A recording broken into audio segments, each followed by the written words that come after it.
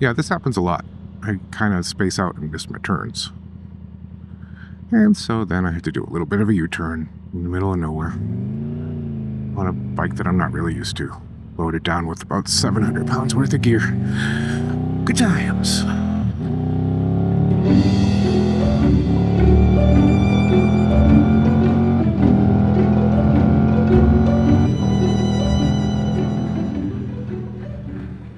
When I left Weed, California this morning, I had no idea where I was really going.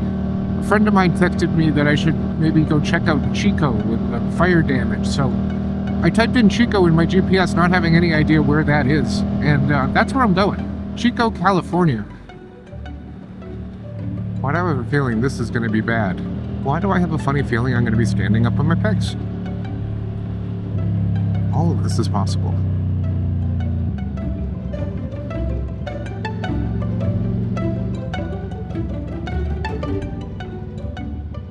All right. Well, this is unexpected. I did not expect to be riding on gravel at this point, but we'll give it a shot.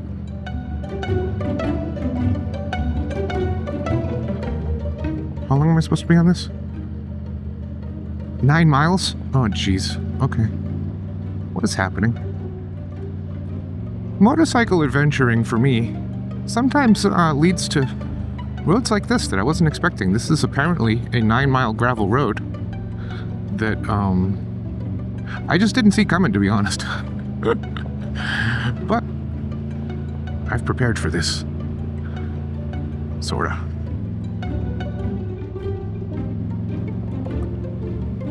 I will turn back the second this gets gnarly. I already knocked off a mile. Oh god. Yikes. So the whole idea of this trip was, one, to see family, but two, as sort of a shakedown trip for my planned adventure across the United States come June 2025. Oh god. You know how to turn. What the hell's wrong with you? I've got probably too much stuff for an adventure of this size, but I think I have the amount of stuff I would need to spend a couple of weeks on the bike going across the country. Just as a side note, I keep thinking to myself, boy, this would be a shitty place to go down. I'm in the middle of nowhere. I've got so much stuff on the bike, I'd have to unpack the whole thing probably to lift it. And it just gets me thinking, hey, don't go down. That's the answer.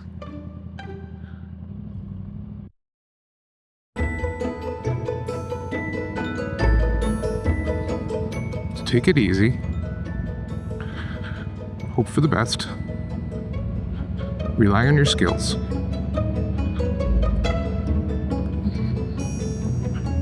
Rely on what you were taught. See? You go into situations like this where you have just no idea what's going to happen. And if you're just petrified the whole time, that's all you're going to think about.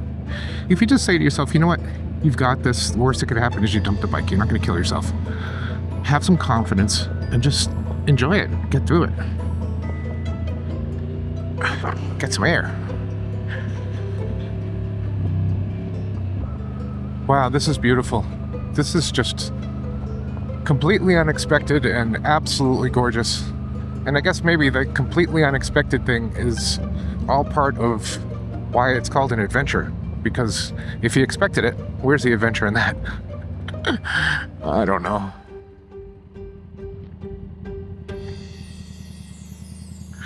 As you can see, I kind of brought everything, including the kitchen sink. I got my new Moscow Moto bags and my old Lone Rider bag.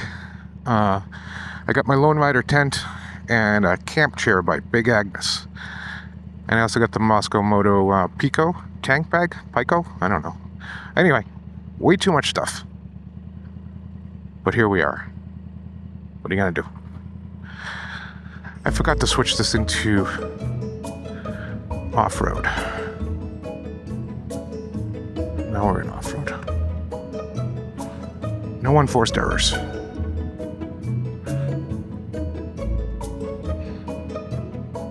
Okay, it's 90 degrees. It's 90 degrees and I'm in off-road mode. Let's do it. Let's go. Oh, let's get in gear too. All right.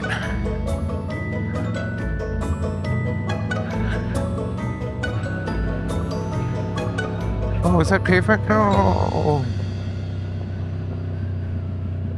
Oh, pavement. How disappointing. Gosh.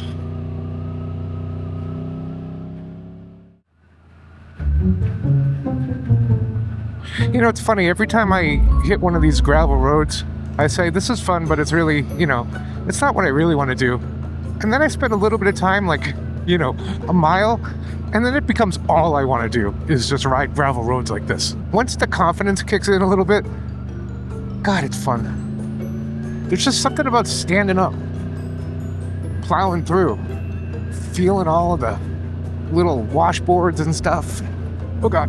And then going into a corner way too fast. There we go. Okay, see, I'm not using what I learned.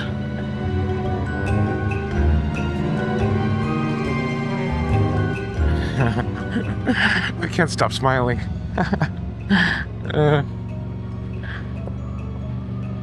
That's been kind of a common theme on this trip.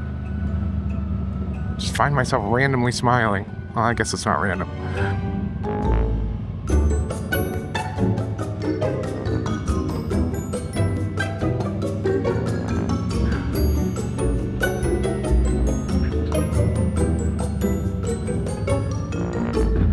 Oh God! What is up, buddy? What was I saying? I think that's a deer, in case you missed it. Back to riding. I'm apparently turning left on Rock Creek Road.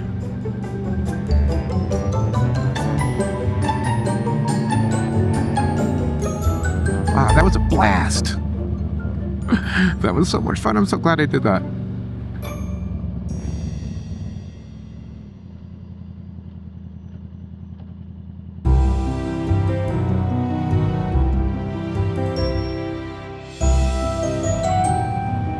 Degrees. It doesn't feel a degree over 89. I am completely hooked on motorcycle touring.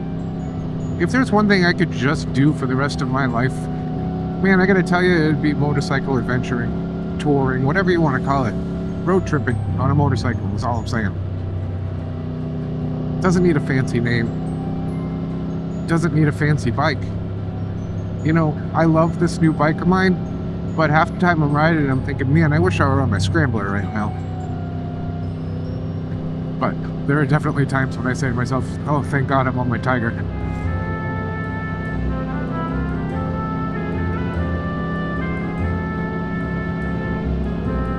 There's no way in the world I would ever have come on this road or that dirt road that I just got off of if I were coming down to California in a minivan or something like that.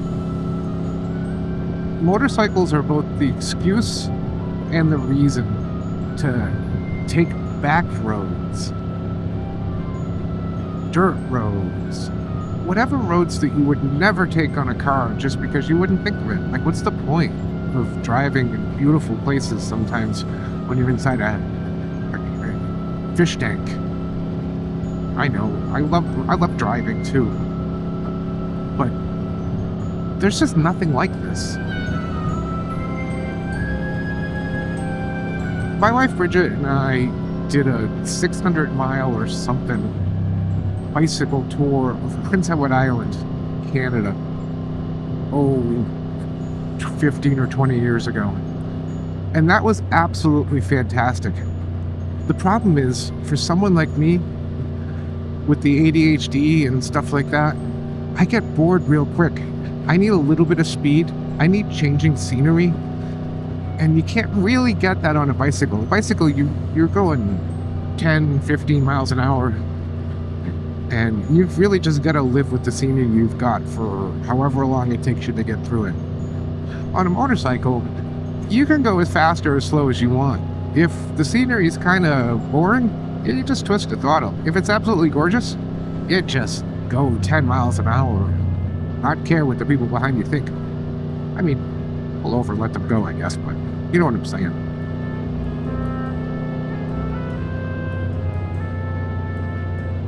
A while back I passed some RVs, and I was thinking to myself, is that my eventual fate? am I gonna at some point sell the motorcycles and get myself an RV and start touring that way? And then I realized, no, I really don't ever see that happening. The idea of driving my bed and my toilet and my shower and my microwave around the country, that doesn't sound like fun to me at all. I get it. It's fun for some people. I spent my summers in a trailer back when I was a kid at a campground.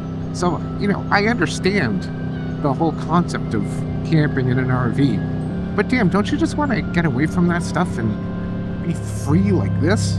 Look, I can click my cruise control on and I can basically fly. It's freaking amazing to me that something like this exists. It's also amazing to me that I went so many years without doing it. But I've got some years to make up for it. It's 95 degrees now, so got that going for me. The whole point of this video is this. If you've got a motorcycle and a duffel bag and some reasonable clothes, go pack that shit right now and get out of the house. Call your boss, tell them you're taking a couple of days off, hit the road. You don't need expensive gear. You don't need anything special. If you've got a motorcycle that can go, and you've got a duffel bag that can, clothes that you can strap on the bike somehow, you've got everything you need to get out on the road right now and have yourself an adventure.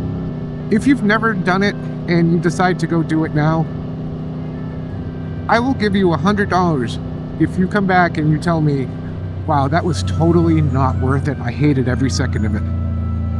I will not give you $100, but I would be completely shocked if you came back and you said, wow, that was a terrible idea.